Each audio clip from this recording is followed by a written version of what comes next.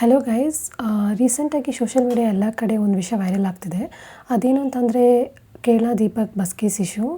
ನಾನು ಆ ಇನ್ಸಿಡೆಂಟ್ ಒಳಗಡೆ ಹೋಗೋದಿಲ್ಲ because I am not to judge who is right and who is wrong here. Incident ಗೊತ್ತಿಲ್ಲದೆ ನಾವು ಜಡ್ಜ್ ಮಾಡೋ ಹಕ್ಕು ನಮಗಿಲ್ಲ ಅನಿಸುತ್ತೆ. ಸೊ ಹಾಗಾಗಿ I am not even getting in to that issue. But why am I here ಅಂದರೆ I wanted to share with all of you that what I have experience personally. ನಾನಿವಾಗ ನಿಮ್ಮ ಹತ್ರ ಶೇರ್ ಮಾಡ್ತಿರೋದು ಆಲ್ಮೋಸ್ಟ್ ಲೈಕ್ ಒಂದು 2 years ಆಗಿರುತ್ತೆ. So ನನ್ನ ಕೆಲಸ ಮುಗಿಸ್ಕೊಂಡು ನಾನು ಆಫೀಸಿಂದ ಮನೆಗೆ ರಿಟರ್ನ್ ಆಗಬೇಕಿತ್ತು. ನಾನು ಆಫೀಸಿಂದ ಮನೆಗೆ ಬರುವಾಗ ಗಾಡಿ ಸ್ಟಾರ್ಟ್ ಆಗಿಲ್ಲ. ಸೊ ಹಾಗಾಗಿ ನಾನು ಏನು ಮಾಡಿದೆ ಅಂದರೆ ನನ್ನ ಗಾಡಿನ ಆಫೀಸ್ ಪಾರ್ಕಿಂಗಲ್ಲೇ ಪಾರ್ಕ್ ಮಾಡಿ BMTC ಬಸ್ನ ಬೋರ್ಡ್ ಮಾಡಿದೆ. That was my first ever experience me using a public transport. ಇಷ್ಟು ವರ್ಷ ನೀವು ಪಬ್ಲಿಕ್ ಟ್ರಾನ್ಸ್ಪೋರ್ಟೇ ಯೂಸ್ ಮಾಡಿಲ್ಲ ಅಂತಂದರೆ ಯೂಸ್ ಮಾಡಿದ್ದೀನಿ, ಬಟ್ ಒಬ್ಬಳೇ ಇವತ್ತು ಎಲ್ಲಿಗೂ ಟ್ರಾವೆಲ್ ಮಾಡಿರಲಿಲ್ಲ. ಬಿಕಾಸ್ ನನಗೆ ಆ ಥರ ಒಂದು ಅವಶ್ಯಕತೆನೇ ಬಂದಿರಲಿಲ್ಲ. ನನ್ನ ಸ್ಕೂಲಿಂಗ್ ಆಗಿರ್ಬೋದು, ಕಾಲೇಜ್ ಆಗಿರ್ಬೋದು ಎಲ್ಲನೂ ನನಗೆ ವಾಕಬಲ್ ಡಿಸ್ಟೆನ್ಸ್ ಇದ್ದಿದ್ದರಿಂದ ನನಗೆ ಆ ಥರ ಒಂದು ಅವಶ್ಯಕತೆ ಬಂದಿರಲಿಲ್ಲ. ಸೊ ಫಸ್ಟ್ ಟೈಮ್ ನಾನು BMTC ಬೋರ್ಡ್ ಮಾಡಿದಾಗ ಫುಲ್ ರಶ್ ಇತ್ತು. ಆ್ಯಕ್ಚುಲಿ ಸೀಟ್ಸ್ ಎಲ್ಲ ಯಾವುದೂ ಖಾಲಿ ಇರಲಿಲ್ಲ, ಎಲ್ಲರೂ ನಿಂತ್ಕೊಂಡೇ ಟ್ರಾವೆಲ್ ಮಾಡಬೇಕಿತ್ತು. ಆ್ಯಂಡ್ ಅವತ್ತು ಬನಶಂಕರಿ ಟೆಂಪಲಲ್ಲಿ ಜಾತ್ರೆನೂ ನಡೀತಾ ಇತ್ತು. ಸೊ ಆ ಏರಿಯಾನೇ ಕಂಪ್ಲೀಟ್ ರಶ್ ಇತ್ತು. ಏರಿಯಾ ಮಾತ್ರ ಅಲ್ಲ, ಎಲ್ಲ ಬಸ್ಸಸ್ಸಲ್ಲೂ ಫುಲ್ ರಶ್ ಇತ್ತು. ನಿಂತ್ಕೊಂಡೇ ಟ್ರಾವೆಲ್ ಮಾಡೋ ಪರಿಸ್ಥಿತಿ. ಆಲ್ಮೋಸ್ಟ್ ಲೈಕ್ ಆಫೀಸಿಂದ ಮನೆಗೆ ರೀಚ್ ಆಗೋಷ್ಟರಲ್ಲಿ ನನಗೆ 2 hours ಹಿಡಿತು. ನನ್ನ ಸುತ್ತಮುತ್ತ ಎಲ್ಲರೂ ಹುಡುಗಿರೇ ಇದ್ದರು, ಎಲ್ಲ ವರ್ಕಿಂಗ್ ಫಿಮೇಲ್ಸ್. ಎಲ್ಲೋ ಅಲ್ಲೇ ಇಲ್ಲಿ ಮಾತ್ರ ಹುಡುಗರಿದ್ದರು.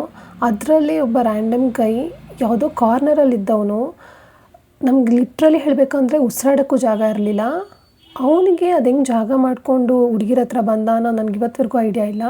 ಜಾಗ ಮಾಡಿಕೊಂಡು ಹುಡುಗಿರ ಹತ್ರ ಬಂದು ಅವ್ರನ್ನ ಟಚ್ ಮಾಡೋದಾಗಿರ್ಬೋದು, ಐಸಲ್ಲಿ ರೆಸ್ಪಾನ್ಸ್ ಮಾಡೋದಾಗಿರ್ಬೋದು, ಏನೇನೋ ಮಾಡ್ತಾಯಿದ್ದ. ನಾನು ಅದನ್ನ ನೋಟಿಸೇ ಮಾಡಿರಲಿಲ್ಲ ಬಿಕಾಸ್ ನಾನೇ ಬೇರೆ ಟೆನ್ಷನಲ್ಲಿದ್ದೆ. ಲಾಂಗ್ ಜರ್ನಿ ಆಗಿರೋದ್ರಿಂದ ಅಟ್ ಸಮ್ ಪಾಯಿಂಟ್ ನನಗದು ಕಣ್ಣಿಗೆ ಬಿತ್ತು. ಯಾವ ಹುಡುಗಿರು ಅಷ್ಟೊಂದು ರಿಯಾಕ್ಟ್ ಮಾಡೋಕ್ಕಾಗಿಲ್ಲ, ಬಟ್ ಎಲ್ಲರೂ ಆಕ್ವರ್ಡ್ ಫೀಲಿಂಗಲ್ಲೇ ಇದ್ದರು. ಅದನ್ನು ಒಬ್ಬರು ವಯಸ್ಸಾದವರು ಕುತ್ಕೊಂಡಿದ್ರು. ಅವರು ನೋಡಿ ಅದನ್ನು ನೋಟಿಸ್ ಮಾಡಿ ಅವರು ಅವನ ಹತ್ರ ಜಗಳಕ್ಕೆ ಹೋಗೋಕ್ಕೆ ಶುರು ಮಾಡಿದರು.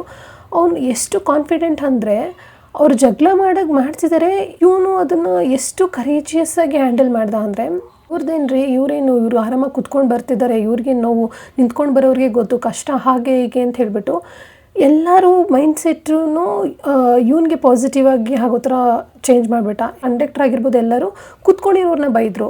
ಆ್ಯಕ್ಚುಲಿ ಅವ್ರಿಗೆಲ್ಲ ಏನು ನಡೀತಿದೆ ಅಂತ ಗೊತ್ತಿಲ್ಲ. ಇವನು ಆ ಥರ ಟ್ವಿಸ್ಟ್ ಮಾಡಿ ಆ ಥರ ಬೈದ, ಪಾಪ ಅವರು ಸೈಲೆಂಟ್ ಆಗಿಬಿಟ್ರು. ಹಂಗೆ ಹೋಗ್ತಾ ಮತ್ತು ನನ್ನ ಹತ್ರನೇ ಬಂದ. ಅವ್ನು ತುಂಬ ಇಂಪಲ್ಸಿವ್ ಆಗಿ ಬಿಹೇವ್ ಮಾಡ್ತಿದ್ದ. ನಾನು ನೋಟಿಸ್ ಮಾಡೋಕ್ಕೆ ಶುರು ಮಾಡಿದಾಗ ಅವ್ನು ಏನು ಮಾಡ್ತಿದ್ದ ಅಂದರೆ, ಒಂದು ಹುಡುಗಿ ಹತ್ರ ಹೋಗಿ ಟಚ್ ಮಾಡೋದಾಗಿರ್ಬೋದು, ಅವ್ರ ಮೇಲೆ ಬೀಳೋದಾಗಿರ್ಬೋದು ಮಾಡ್ತಿದ್ದಾಗ ಆ ಹುಡುಗಿಗೆ ಅದು ತುಂಬ ಅಸಹ್ಯ ಫೀಲ್ ಆಗಿ ಅವ್ರು ಇನ್ನೊಂದು ಕಡೆ ಹೋಗಿ ನಿಂತ್ಕೊಳ್ಳೋಕೆ ಶುರು ಮಾಡಿದಾಗ ಅವ್ನು ಇನ್ನೊಂದು ಹುಡುಗಿರ ಹತ್ರ ಬರ್ತಿದ್ದ. ಆ ಹುಡುಗಿ ಏನಾದರೂ ಅವ್ರದ್ದು ಸ್ಟಾಪ್ ಬಂದು ಅವ್ರು ಇಳಿದು ಹೋದಾಗ ಮತ್ತು ಇನ್ನೊಂದು ಹುಡುಗಿರ ಹತ್ರ ಬರ್ತಿದ್ದ. ಹಂಗೆ ಬಂದು ಕಡೆಗೆ ನನ್ನ ಹತ್ರನೇ ಬಂದ.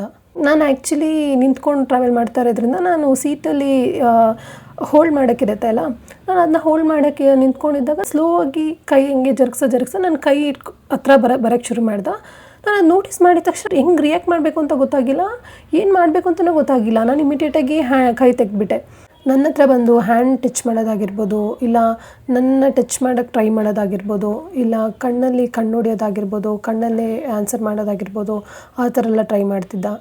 ನಾನೇನು ಮಾಡಿದೆ, ಇಮಿಡಿಯೇಟಾಗಿ ನಾನು ತುಂಬ ಅದು ಇನ್ನೂ ವರ್ಸ್ಟ್ ಸಿಚುವೇಷನ್ಗೆ ಹೋಗೋದು ಬೇಡ, ನಾನು ರಿಯಾಕ್ಟ್ ಮಾಡೋದು ಬೇಡ, ನನಗೆ ಆಲ್ರೆಡಿ ಗಾಡಿ ಪಂಕ್ಚರ್ ಆಗಿ ನನಗೆ ಫುಲ್ ನೆಗೆಟಿವ್ ಆಗಿದೆ ವೈಬ್ಸು ಅಂತ ಹೇಳಿ ನಾನು ನುಗ್ಗಿ ಬೇರೆ ಕಡೆ ಹೋಗ್ಬಿಟ್ಟೆ. ಅಲ್ಲೂ ಅಷ್ಟೇ 2 ಬಾಯ್ಸ್ ಇದ್ದರು, ಬಟ್ ಯಾರೂ ಈ ಥರ ಮಾಡಿಲ್ಲ. ಆ್ಯಂಡ್ ಆ ಥರ ಮಿಸ್ಬಿಹೇವ್ ಮಾಡಿದವನು ಅದೇ ಜಾತ್ರೆಗೆ ಬಂದಿದ್ದ. ಈ ವಿಷಯ ನನಗೆ ಹೆಂಗೆ ಗೊತ್ತಾಯಿತು ಅಂತಂದರೆ, ಇನ್ ಬಿಟ್ವೀನ್ ಅವ್ನಿಗೆ ಒಂದು ಕಾಲ್ ಬಂತು, ಅಮ್ಮ ಅಂತ ಸೇವ್ ಮಾಡಿದ್ದ. ಆ ಕಾಲಲ್ಲಿ ಅವ್ನು ಏನು ಹೇಳ್ತಿದ್ದ ಅಂದರೆ, ಜಾತ್ರೆ ಮುಗೀತು ಮನೆಗೆ ಬರ್ತಾಯಿದ್ದೀನಿ ಅಂತ ಅವನು ಇನ್ಫಾರ್ಮ್ ಮಾಡ್ತಾಯಿದ್ದ.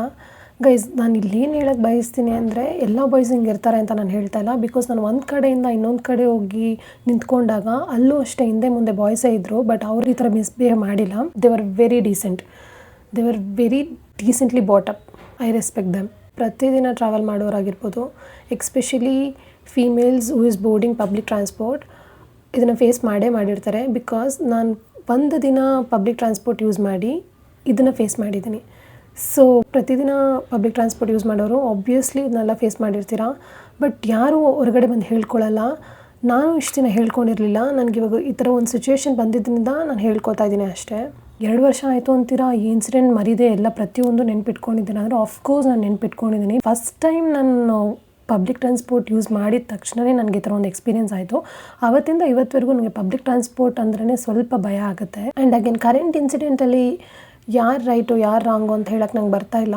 ನಾನು ಈ ಥರ ಒಂದು ಎಕ್ಸ್ಪೀರಿಯೆನ್ಸ್ ಮಾಡಿದ್ದೀನಿ. ನನ್ನ ಪರ್ಸ್ನಲ್ ಎಕ್ಸ್ಪೀರಿಯೆನ್ಸ್ ನಿಮ್ಮ ಜೊತೆ ಶೇರ್ ಮಾಡ್ಕೋಬೇಕು ಅಂತ ಅನ್ನಿಸ್ತು, ಹಾಗಾಗಿ ಶೇರ್ ಮಾಡ್ಕೋತಾ ಇದ್ದೀನಿ ಹೊರತು ನಾನು ಆ ಇನ್ಸಿಡೆಂಟ್ ಒಳಗಡೆನೇ ಹೋಗ್ತಾ ಇಲ್ಲ.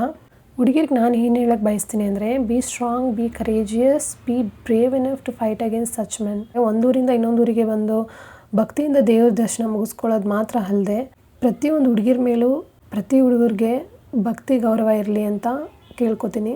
And finally, Kerala bus case issue investigation ಮಾಡಿ ತಪ್ಪು ಮಾಡಿರೋರಿಗೆ ಖಂಡಿತ ಶಿಕ್ಷೆ ಆಗಲಿ ಅಂತ ಹೇಳಿ ನಾನು ವಿಡಿಯೋ ಇಲ್ಲಿಗೆ ಮುಗಿಸ್ಕೋತೀನಿ. Thank you.